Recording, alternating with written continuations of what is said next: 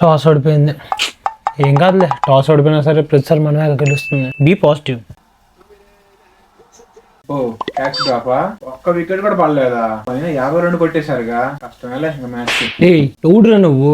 మా పాజిటివ్ ఉండరా అంటే సెన్నా కొడుకు లాగా అసలు ఎక్కడి దుబ్బాయి. అవుడెంపైర్ అవుట్ రా, ఇప్పుడు తీరా, ఇప్పుడు కొట్టు 4, ఇప్పుడు కొట్టు.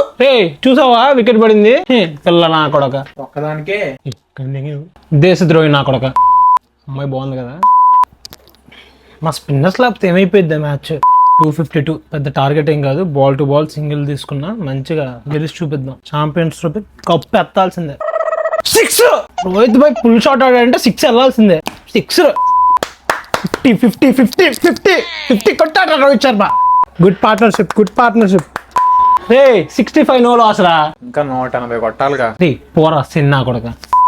ఒరే అదేం క్యాచ్ రా, నువ్వు మనిషివా ఏలేనువా?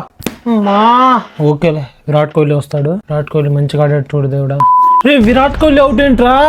దేవుడా నువ్వు లేవు, దేవుడా నువ్వు లేవు అంతే. రివ్యూ కిందసేపు ఏంట్రా, తొందరగా ఇచ్చేసావురా. Third umpire. సరే అయిపోయింది, అది అయిపోయింది. దేవుడా క్షమించు, ఇండియా గెలిచాడు చూడు. నువ్వు ఇండియా గెలిస్తే కనుక నువ్వు ఉన్నావని ఒప్పుకుంటా.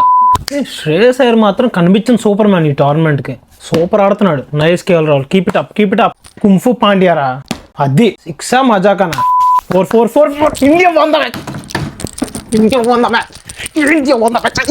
మ్యాచ్.